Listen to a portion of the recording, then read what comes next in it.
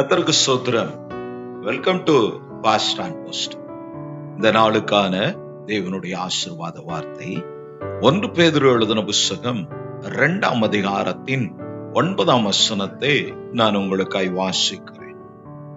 நீங்களோ உங்களை அந்தகாரத்தில் நின்று தம்முடைய ஆச்சரியமான ஒளிநடத்திற்கு வரவழைத்தவருடைய புண்ணியங்களை அறிவிக்கும்படிக்கு தெரிந்து கொள்ளப்பட்ட சந்ததியாயும் ராஜரீக ஆசாரிய கூட்டமாயும் பரிசுத்த ஜாதியாயும் அவருக்கு சொந்த ஜனமுமாயும் இருக்கிறீர்கள். கிறிஸ்துவில் பிரியமான தேவ ஜனமே, இந்த காலவோளை கர்த்தருடைய ஆசீர்வாத வார்த்தை உங்களுக்கு கொண்டு வருவதில் மிகுந்த சந்தோஷம். கர்த்தருக்குள் சுகமாய் இருப்பீர்கள் என்று விசுவாசிக்கிறேன். பிரியமான தேவ ஜனமே, இந்த காலவோளை நாம் வாசித்த வார்த்தையின்படி யாத்திரையாகமத்துல இதே வார்த்தையை ஆதி சபை எகிப்திலிருந்து விடுதலையான போதும் கர்த்தர் இதே வார்த்தை பயன்படுத்துகிறார். சகல ஜாதிகளிலும் ஜனங்களிலும் நீங்கள் எனக்கு சொந்த ஜனமாய் இருப்பீர்கள் என்று. இது மாத்திரமல்ல, அங்கே உங்களை நான் ராஜாக்களும் ஆசாரியர்களுமாக எனக்கு நான் ஏற்படுத்தினேன் என்று அந்த வார்த்தையை எடுத்துதான் பேதுரு இங்கே எழுதுகிறார். நாம் அவருக்கு சொந்த ஜனம்.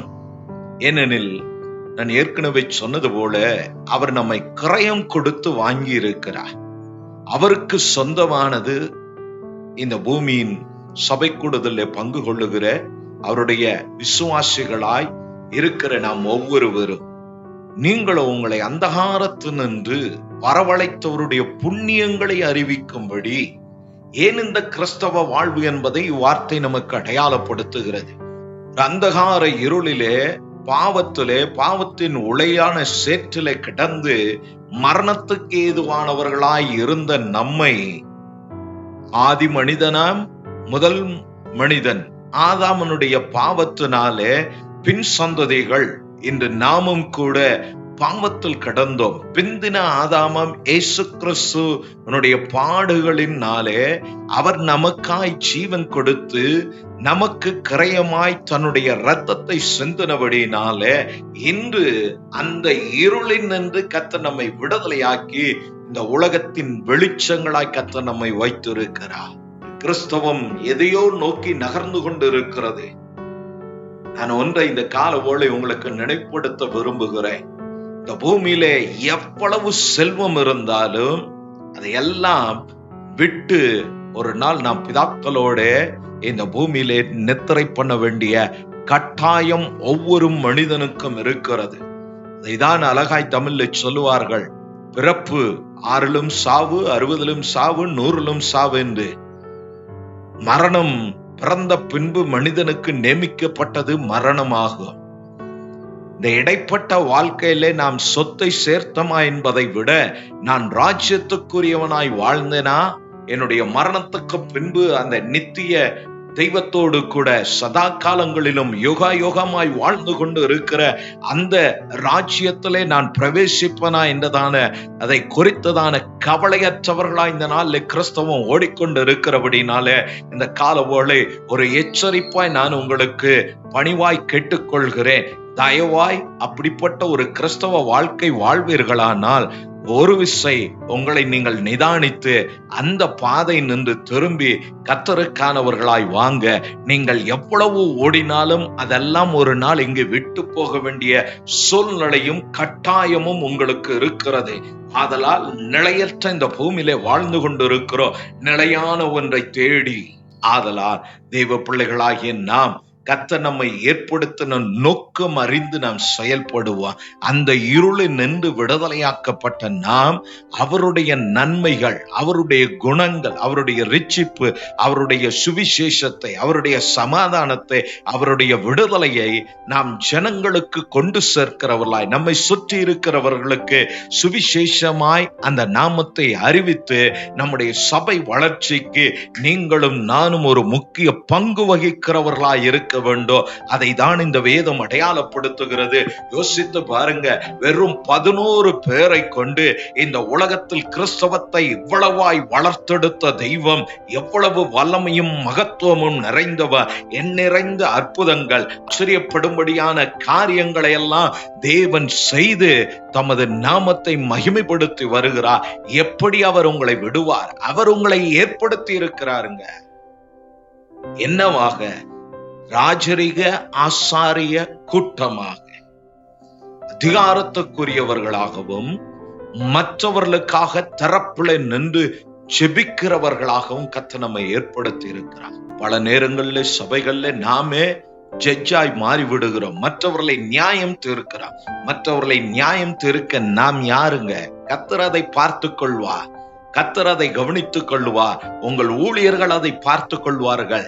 எதை குறித்தும் கவலையற்றவர்களாக, எதை குறித்தும் சிந்தை இல்லாமல் ஒரே ஒரு சிந்தை, ஒரே ஒரு நோக்கம், ராஜ்யம் கட்டப்பட வேண்டும். உங்களுடைய சபையிலே உங்களை சுற்றி இருக்கிறதான குடும்பங்கள், உங்கள் உறவுகள், உங்கள் கூட பிறப்புகளிலே ரட்சிக்கப்படாதவர்கள் கிறிஸ்துவை அறிந்து கொள்வதற்கு, இந்த கிறிஸ்துவின் வாசனை உங்களில் இருந்து வெளிப்படுவதற்கு என்ன முயற்சி எடுக்கணுமோ அதை எடுங்க. இந்த பூமியில நீங்கள் வாழ்ந்திருக்கிற நாள் வரை நல்ல ஆரோக்கியத்தோடும் சுகத்தோடும் தேவன் உங்களை காத்து நடத்த அவர் போதுமான தெய்வமாயிருக்கிறார். அவருடைய நாமம் மகிமைப்படட்டும். நம்மை ராஜாக்களாய் ஆசாரியர்களாய் கர்த்தர் நம்மை ஏற்படுத்தி இருக்கிறாருங்க. வெளிப்படுத்தல 5ஆம் அதிகாரத்துல எங்கள் தேவனுக்கு முன்பு நாங்கள் ராஜாக்களும் ஆசாரியர்களுமாய் இருக்கிறோம் என்று எழுதப்பட்டு இருக்கிறது. ஆம் பிரியமான தேவ ஜனமே, இதற்குதான் கர்த்தர் நம்மை மீட்டெடுத்து கிரயம் கொடுத்து நம்மை வாங்கி இருக்கிறார். அவருடைய ராஜ்யத்தின் பூமிக்குரிய ராஜாக்களாய், அதிகாரத்துக்குரியவர்களாக, வானோர் பூதலத்தோர் பூமியின் கீழானோருடைய முழங்கால்கள் இயேசுவின் நாமத்திற்கு முன்பு முடங்கும் என்றால் அந்த நாமம் எவ்வளவு உயர்ந்த கனமான நாமம் என்பதை சற்று சிந்தித்து பாருங்கள். இந்த நாமத்தை சொன்னா எல்லாம் நடுங்க ஆரம்பிக்கிறது. பல மதங்கள்ல எல்லா மதத்திலும் பேய் ஓட்டுகிறது வழக்கமானது. ஆனால் என் அனுபவத்துல கிறிஸ்தவத்துல பெந்தெக்கோஸ்தே சபைகள்ல மாத்திரம்தான் ஊழியக்காரன் ஜெபித்து தொடாமலே வார்த்தையை வைத்து விடுவிக்கிற காரியங்களை நானும் பார்த்திருக்கிறேன். என் அனுபவத்திலும் அவைகள் உண்டு. மற்ற இடங்கள்ல அதை குறித்த தெளிவு அறிவு இல்லாதவர்கள் தான் அடிப்பதும் உதைப்பதும் அதை அளக்களிப்பதும் அதோடு போராடுவதுமான காரியங்கள்லாம் செய்கிறார்கள். அதிகாரமுள்ள நாமம் எல்சடா என்னும் நாமம், சர்வவல்லமுள்ள நாமம். அது இன்று அல்ல, மனிதன் சிருஷ்டிக்கப்படும் நாளுக்கு முன்பே அவர் சர்வவல்லமுள்ள தேவன். நான் கர்த்தர், நீங்கள் எனக்கான சாட்சிகள் என்று சொல்லி இருக்கிறார். இப்படி யார் சொன்னதுண்டு? ஒரு தெய்வமும் ஒரு தேவர்களும் அப்படி சொன்னதில்லை. அவருக்கு முன்பு ஒருத்தனும் இல்லை, அவருக்கு பின்பும் ஒருத்தனும் எழும்ப போவதில்லை. ஆதலால் அந்த தெய்வம் உங்களை அதிகாரத்துக்குரியவர்களாய், அவர் பரலோகத்தில் இருப்பது உண்மைதான். இந்த பூமியில நீங்கள் அவருக்கானவர்களாய் ராஜாக்களாய் கர்த்தர் ஏற்படுத்தி இருக்கிறார். ஏன் பயப்படுகிறீர்கள்? தைரியமாய் எதிர்த்து நின்னுங்க. சத்துரு உங்களை விட்டு ஓடி போவான். உங்கள் பிரச்சனை உங்களை விட்டு மாறி போகும். போராட்டங்கள் உங்களை கண்டு விலக ஆரம்பிக்கும். அந்த அபிஷேகத்தை உணர்ந்து, அந்த ஸ்தானத்தை உணர்ந்து இந்த காலவோல்ல நீங்கள் செயல்படும்படியாய் ஊழியக்காரனாய் நான் உங்களிடத்துல கேட்டுக்கொண்டு உங்களை உற்சாகப்படுத்துகிறேன். யோவான் எழுதின சுவிசேஷத்துல நம்முடைய இரட்சகர் இயேசு சொன்னார், நீங்கள் என்னை தெரிந்து கொள்ளவில்லை, நான் உங்களை தெரிந்து கொண்டேன் என்று சொல்லி. நம்முடைய குடும்பம் இந்த ஸ்தானத்தை நமக்கு கொடுக்கவில்லை. பரலோகத்தின் பிதா நம்மை தமக்காக உங்களை அவர் தெரிந்தெடுத்திருக்கிறார். எதற்காக? ராஜரிக ஆசாரிய கூட்டமாக. வேதாகம கல்லூரியில படித்த ஊழியர்கள் எல்லாம் சேர்ந்து அதுதான் RPU, ராயல் பிரிஸ்ட்ஹுட் யூனிட்டி, ராஜரிக ஆசாரிய கூட்ட ஐக்கியம் என்று நாங்கள் வைத்திருக்கிறோம்.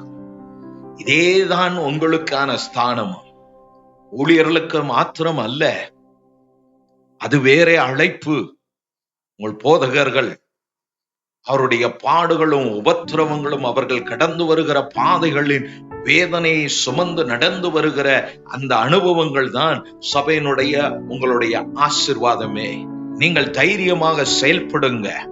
உங்களுக்காய் தரப்புல நிற்க கர்த்தர் அந்த தேவதாசர்களை ஏற்படுத்தி இருக்கிறார். உங்களை ஏற்படுத்தின ஸ்தானத்தில் நின்று தைரியமாக இயேசு தெய்வம் என்பதை ஜனங்களுக்கு அடையாளப்படுத்த மறக்காதீங்க. அதிகாரம் உங்களிடத்தில் இருக்கிறது. பிராக்டிஸ் பண்ணி பாருங்க.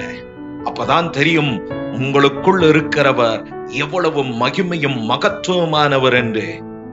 ஒரு போராட்டம் பிரச்சனை வந்தா ஜெபிக்கிறவர்களை தேடுவதை விட நீங்கள் முழங்கால் படியிட்டு ஜெபியுங்க. முடியவில்லை எனில் உங்கள் ஊழியர்களை அழைத்து ஜெபியுங்க. கர்த்தர் அங்கதான் உங்களுக்கு ஆசீர்வாதத்தை வைத்திருக்கிறார். மற்ற நாம் கேட்கிற பார்க்கிற சோசியல் மீடியால வருகிறதெல்லாம் பொய். தைரியமா என்னால் சொல்ல முடியும். உங்களுடைய ஆசீர்வாதம் தேவனிடத்திலும் உங்கள் சபையிலும் உங்கள் ஊழியரிடத்திலும் இருக்கிறது. ஏனெனில் உலகம் அல்ல, அவரே உங்களை தெரிந்தெடுத்து ராஜரீக ஆசாரிய கூட்டம் என்ற ஸ்தானத்துல ஒரு உயர்வுல கர்த்தர் உங்களை வைத்திருக்கிறார். எந்த மனிதனும் உங்களை மதிக்கவில்லை ஆனாலும், யார் உங்களை அசட்டை பண்ணினாலும் உதாசீனப்படுத்தினாலும் பயப்படாதீங்க. பரலோகத்தின் தெய்வம் மாறாத தெய்வம், நாம் பிறப்பதற்கு முன்பு தெய்வம். இன்னும் தெளிவாய் சொல்ல வேண்டுமானால் நம்முடைய தாய் நம்முடைய பாட்டி பிறப்பதற்கு முன்பு அவர் தெய்வமாய் இருக்கிறார். இன்று அவர் தெய்வமாய் இருக்கிறார். பின் சந்ததிகளுக்கு அவர் தெய்வமாய் இருக்கிறபடினால இருக்கிற காலங்கள்ல தைரியமாய் உங்களுடைய ஸ்தானத்தை அறிந்து உங்கள் காரியத்துல நின்று நீங்க செபியுங்க, செயல்படுங்க. அவருடைய ரட்சிப்பை குறித்து, அவர் நம்மை விடுவித்த அந்த விடுதலை குறித்து, உங்களுடைய சாட்சியை, கர்த்தர் உங்களுக்கு செய்த நன்மைகளை குறித்து தைரியமாய் பேசுங்க.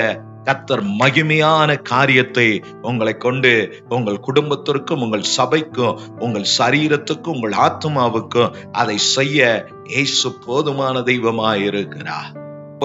பவுல் எபேசிய சபைக்கு எழுதும் போது எழுதுகிறார், கிறிஸ்துவுக்குள் நம்மை தெரிந்தெடுத்தபடியே, கிறிஸ்து இயேசுவுக்குள் பிதாவாம் தெய்வம் நம்மை தெரிந்தெடுத்திருக்கிறபடியே நாம் நம்முடைய ஸ்தானத்தில் நின்று தேவ ராஜ்யத்தின் வேலைக்காக, சபைக்காக, சபையின் தரிசனத்துக்காக செயல்படுகிற தெய்வ பிள்ளையாய் குடும்பமாய் இந்த கால ஓலை நீங்களும் உங்கள் குடும்பமும் நடக்க, அதன்படி வாழ நான் உங்களை உற்சாகப்படுத்துகிறேன். இந்த பூமியின் காரியங்கள் என்னவோ அதை கர்த்தர் உங்களுக்கு அதிகமாக கூட்டி கொடுக்க வல்லவராய் இருக்கிறார். உங்களுடைய சாணத்தில் நின்று நீங்க செயல்பட்டு தேவ ராஜ்யத்தின் கட்டுமான காரியத்தை நீங்க செய்து வாருங்க.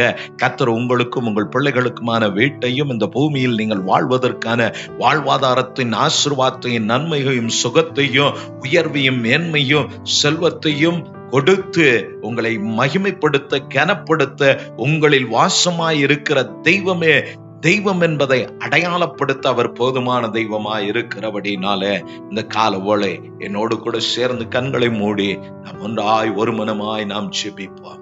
பரலோகத்தின் பிதாவே, அருமையான கால ஓலைக்காய் ஸ்தோத்திரம். அப்போஸ்தலனாகிய பேதுரு சொன்னது போல, ஆண்டவரே, எங்களோ உங்களை அந்தகாரத்தில் நின்று வரவழைத்தவருடைய புண்ணியங்களை அறிவிக்கும்படி அந்த இயேசுவின் நாமத்தின் சுவிசேஷ சமாதானத்தை எங்களை சுற்றி இருக்கிற ஜாதி ஜனங்களுக்கு, எங்களுடைய குடும்பத்தாருக்கு நாங்கள் அறிவிக்கும்படியாக எங்களை, என்னோடு ஜெபிக்கிற உம்முடைய பிள்ளைகளை ராஜரீக ஆசாரிய கூட்டமாய் கர்த்தர் ஏற்படுத்தினபடினால் உமக்கு நன்றி செலுத்துகிறேன். ஆண்டவரே, ஒரே ராஜரீக ஆசாரிய கூட்டமாய் கர்த்தர் ஏற்படுத்தி நம்முடைய பிள்ளைகளுடைய வாழ்விலே, சரீரத்துல, குடும்பத்துல வியாபரித்து இருக்கிற போராட்டங்கள், ஆண்டவரே பிரச்சனைகள், பைனான்சியல் நெருக்கங்கள், ஆண்டவரே எல்லா விதமான கட்டுகளில் நின்று உடைய பிள்ளைகளை இந்த கால ஓலை உடைய ஊழியக்காரனாய் நான் உடைத்து மது ஜனத்தை நான் விடுதலை செய்கிறேன். சிறியோர் முதல் பெரியோர் வரை ஒரு விடுதலை அவர்கள் ஆவிலும் ஆத்மாவிலும் சரீரத்திலும் அவர்கள் வீட்டிலும் அவர்கள் பொருளாதாரத்திலும் இப்பொழுதே உண்டாவதாக. நல்ல சாட்சி கேட்க உதவி செய்யும், நடத்தும், உடைய நாமத்தை மகிமைப்படுத்திக் கொள்ளும், ஆசீர்வதியும் இயேசுவின் நாமத்தினாலே. ஆமென், ஆமென். தொடர்ந்து இணைந்து கர்த்தர் நாமத்தை நாம் மகிமைப்படுத்துவோம். உங்களுடைய மேலான கருத்துக்களும் ஆலோசனைகளையும் உங்களுடைய ஜெப விண்ணப்பங்களையும் எங்களுக்கு தெரியப்படுத்துங்க. கர்த்தர் உங்களோடு இருப்பாராக. கர்த்தர் உங்களை ஆசீர்வதிப்பாராக. நான் உங்கள் நம்பிக்கையின் தந்தை ஆபிரகாம். பாஸ்டர் ஆன் போஸ்டர் சேனலை பார்வையிட்டதுக்கு நன்றி. லைக் பண்ணுங்க, ஷேர் பண்ணுங்க, சப்ஸ்கிரைப் பண்ண மறக்காதீங்க.